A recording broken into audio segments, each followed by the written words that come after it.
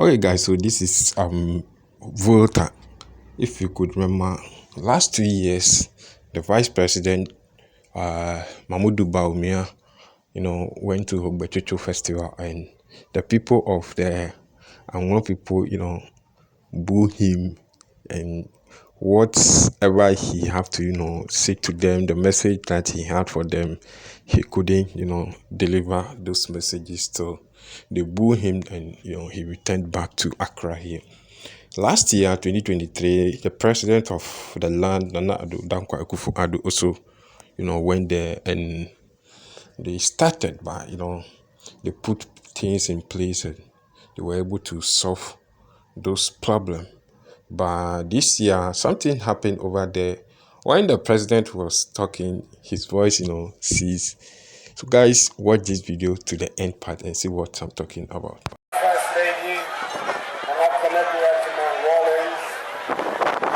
former Speaker of Parliament, Right Honorable Akufo-Addo, Chair for the occasion, Minister for Chieftaincy and Religious Affairs, Member of Parliament for Law, other members of Parliament, active and retired,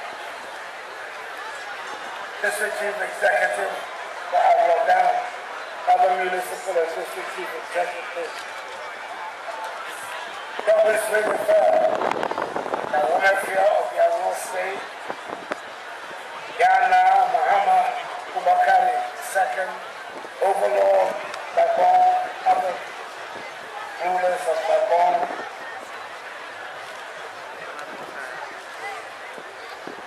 the chair of the National Democratic Congress,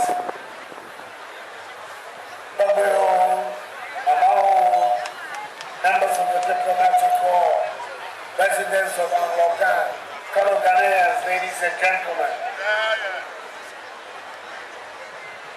Very happy to finally made it here today and be able to participate in the celebration of the famous Hogbechocho Festival. Better late than never, the saying goes. I suspect that all things considered, this year might turn out to be a most suitable time for me to apply. Omefia, thank you very much for the invitation and for this reception.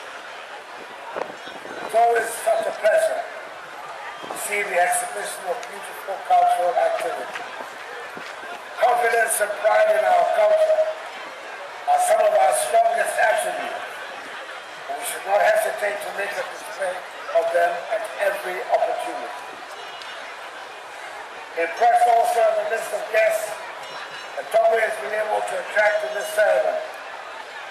I trust I'll be excused if I make special mention of the presence here, the mighty overlord of Gabon, Yana Muhammad Bubakari II.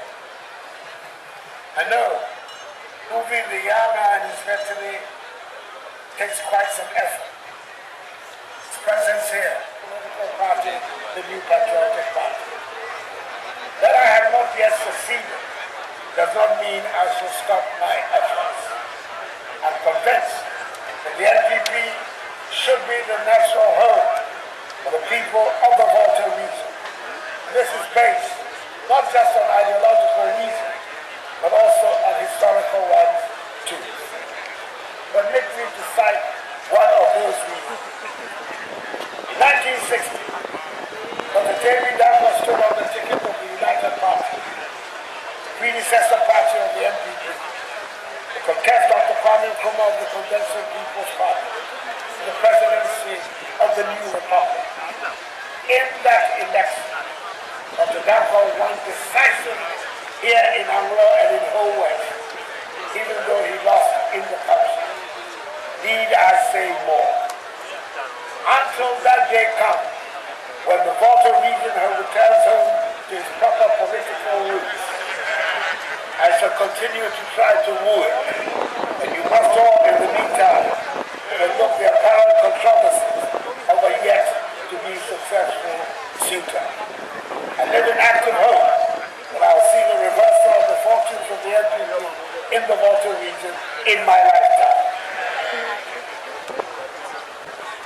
good friend, Douglas III, Inspector, former Commissioner of Police, I'm glad that you acknowledge the infrastructural developments that my government has brought to this area.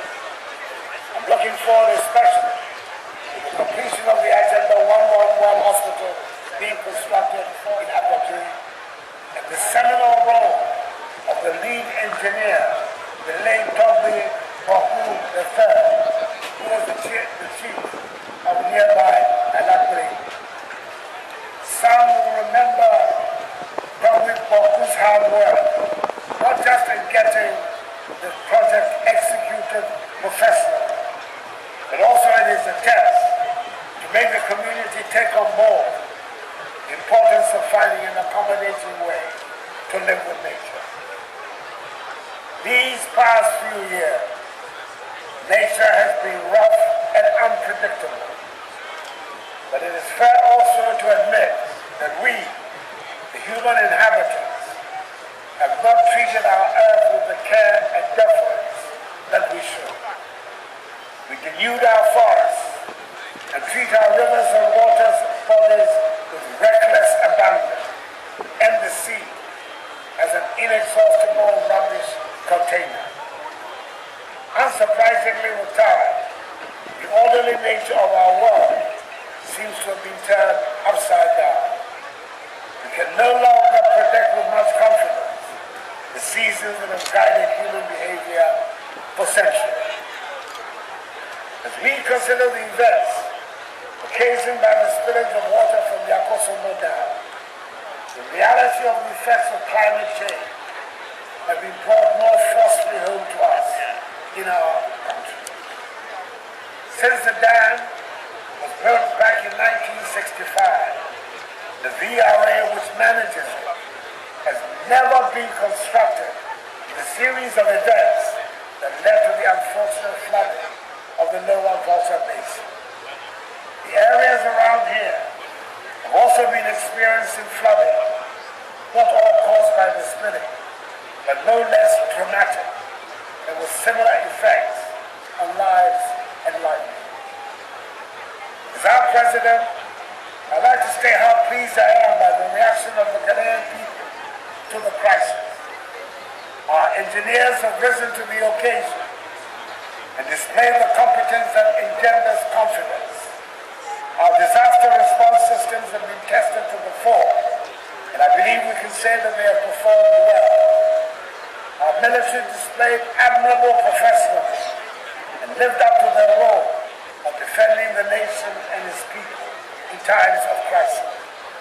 Our journalists have done their duty, kept the nation informed, even if some of them could not resist their fault-finding instincts as their first response.